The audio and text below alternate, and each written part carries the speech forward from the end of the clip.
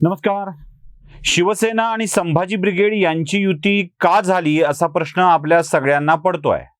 शिवसेनेची अशी काय राजकीय मजबुरी होती की शिवसेनेला संभाजी ब्रिगेड सोबत राजकीय वाटचाल करावी वाटली. मुळात संभाजी ब्रिगेड आणि शिवसेना या दोघांच्या मूळ विचारामध्ये कमालीची तफावत आहे. अगदीच टोकाचे दोन विचार आहेत. म्हणजे मराठा बाजू मांडत म्हणजे मराठा हा विषय मांडत संभाजी ब्रिगेड हिंदुत्वाला विरोध करते, तर शिवसेना ही कट्टर हिंदुत्वाचा पुरस्कर्ते होती. तरीही शिवसेनेनं संभाजी ब्रिगेड सोबत हात का मिळवला? खरं तर अनेक विषयावर संभाजी ब्रिगेड आणि शिवसेना यांच्यामध्ये तीव्रतर मतभेद आहेत. यात राष्ट्रवादी काँग्रेसचा काय हात आहे का? राष्ट्रवादी काँग्रेसनं संभाजी ब्रिगेड शिवसेनेच्या सोबत दिली आहे का, हाच प्रश्न आपल्याला पडतो. तशी संभाजी ब्रिगेड वेगवेगळ्या राजकीय पक्षासोबत युती करायला आग्रही होती, त्यांची ती इच्छा होती. मध्ये भारतीय जनता पक्षासोबत सुद्धा युती होणार अशा आशयाच्या बातम्या देखील आल्या होत्या. संभाजी ब्रिगेडच्या मुखपत्रामध्ये हे छापून आलेलं होतं. भाजप सोबत जायला तयार असलेली संभाजी ब्रिगेड राष्ट्रवादीच्या सोबत काम करत होती आणि गेली अचानक शिवसेनेच्या सोबत. या सगळ्यामध्ये खरं कारण काय आहे? यातल्या राजकीय भूमिका काही आहेत का, की काही सामाजिक विषय आहेत? हे नीट समजून घेतलं पाहिजे. मंडळी, राष्ट्रवादी काँग्रेस पक्षाला महाराष्ट्रामध्ये जम बसवायचा असेल तर असं म्हटलं जातं की राष्ट्रवादी काँग्रेस पक्ष हा प्रो मराठा पक्ष आहे. म्हणजे मराठा राजकारण करणारा आणि राजकारणासाठी मराठा कार्डचा वापर करणारा पक्ष हा राष्ट्रवादी काँग्रेस पक्ष आहे. मराठा कार्ड वापरायचं असेल तर मराठा अस्मिता जागी करावी लागेल आणि मराठा जो हिंदू धर्मावर श्रद्धा ठेवतो, हिंदू धर्माचा घटक आहे, त्याला त्यापासून तोडावं लागेल. आणि त्यापासून तोडायचं असेल तर त्यातल्या वेगवेगळ्या अस्मिता जाग्या कराव्या लागतील, हे राष्ट्रवादीनं ओळखलं. म्हणूनच राष्ट्रवादी काँग्रेसच्याकडून सातत्यानं संभाजी ब्रिगेड, मराठा सेवा संघ, जिजाऊ ब्रिगेड यासारख्या संघटनांच्या विचारांचं उदात्तीकरण करण्यात आलं. उदाहरणार्थ अमोल मिटकरी सारख्या कट्टर हिंदुत्व विरोधी व्यक्तीला, ब्राह्मण विरोधी व्यक्तीला जाणीवपूर्वक विधान परिषदेमध्ये घेण्यात आलं. अमोल मिटकरी जमेल तेथे हिंदू देवतांचा अवमान करत राहिले, हिंदू परंपरावर अटॅक करत राहिले आणि याच अमोल मिटकरींना राष्ट्रवादी काँग्रेसनं आपल्याकडे घेतलं.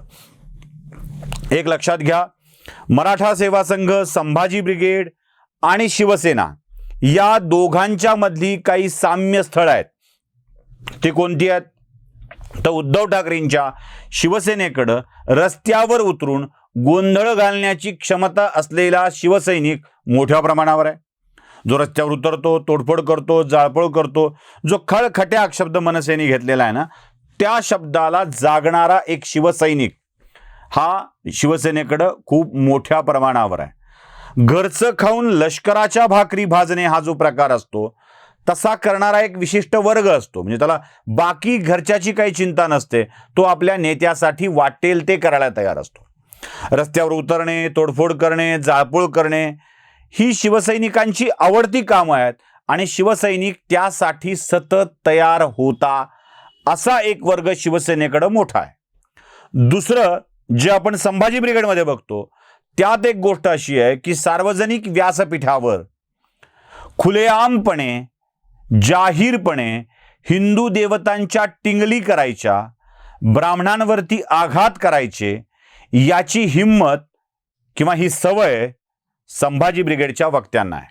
जसं अमोल मिटकरी करतात, जसे ते दुसरे अजून एक नेते आहेत श्रीमंत कोकाटे, ते पण करतात, इतिहास तज्ज्ञ, ज्यांना शरद पवार सर्टिफाईड करतायत की हे इतिहास तज्ज्ञ आहेत. नवा इतिहास, आधुनिक इतिहास असल्या वेगवेगळ्या प्रकारानं मांडणारी माणसं संभाजी ब्रिगेडकडे खूप मोठ्या प्रमाणावर आहेत. ज्यांना हिंदू धर्माची मनसोक्त निंदा नालस्ती करता येईल, ज्यांना हिंदू देवतांवर बोलता येईल, ज्यांना ब्राह्मणांना हिंदूपासून तोडता येऊ शकेल, ही सगळी मंडळी संभाजी ब्रिगेडकडे आहे. म्हणजे व्यासपीठावर विष ओकणारी मंडळी आणि समाजामध्ये तेढ निर्माण होत असताना आक्रमकपणे समोर येणारी मंडळी ही एकत्र आली तर गजब होईल, गोंधळ होईल, अशांत स्थिती होईल. हे राष्ट्रवादीला का करावं वाटतंय? हे शिवसेनेला का करावं वाटतंय? हा सुद्धा एक मोठा प्रश्न आहे मंडळी. याचं कारण खूप सोपं आहे. शिवसेना मागच्या काही काळापासून हिंदुत्वाच्या मुद्द्यावर पुढे जात होती. महाविकास आघाडीची स्थापना झाल्यापासून हे शिवसेनेचं हिंदुत्व निसटलं. त्यापासून ते दूर दूर जाऊ लागले. उद्धव ठाकरे रोज नवनव्या व्याख्या हिंदुत्वाच्या आपल्या समोर मांडू लागले. मग आमचं जे हिंदुत्व शेंडी जाणव्यांचं नाही असं ते म्हणू लागले. आणि एक एक शिवसेनेत होणारी आयात बघा तुम्ही, शिवसेनेत येणारी माणसं बघा.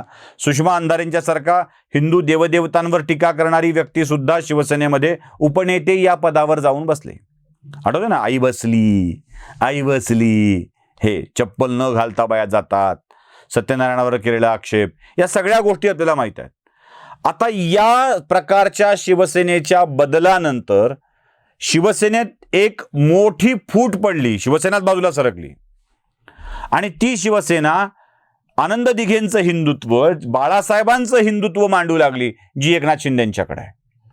जेव्हा एकनाथ शिंदेंनी हिंदुत्वाचा मुद्दा घेऊन शिवसेनेचा 75% भाग आपल्याकडे घेतला, तेव्हा उद्धव ठाकरेंच्या शिवसेनेसमोर हिंदुत्व हा मुद्दा शिल्लक राहिला नाही.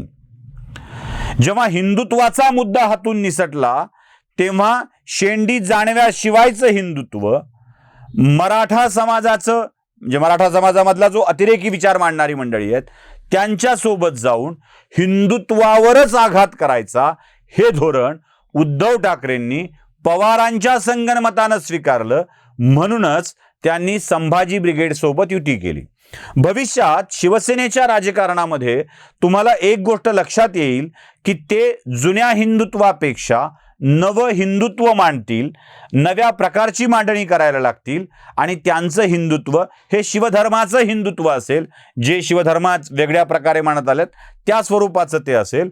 त्याला रस्त्यावर उत्तर देण्यासाठी एक शक्ती हवी होती शरद पवारांना, की जी मारामारी करेल, तोडफोड करेल, लोकांच्या अंगावर जाईल.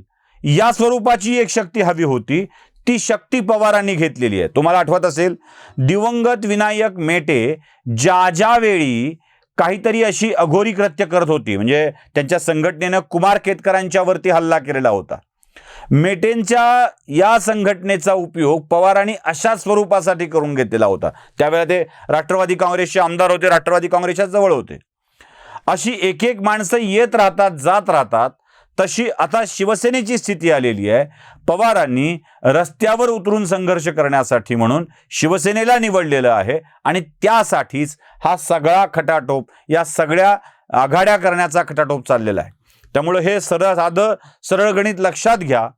शरद पवारांच्या लेखी शिवसेना एक असं अस्त्र आहे जे रस्त्यावर उतरून मारामारी करायला तयार होईल. आणि संभाजी ब्रिगेड एक असं अस्त्र आहे जे व्यासपीठावरून बिनधास्तपणे आपली मतं मांडेल आणि समाजामध्ये दुही पसरविण्यासाठी याचा उपयोग करून घेता येऊ शकेल.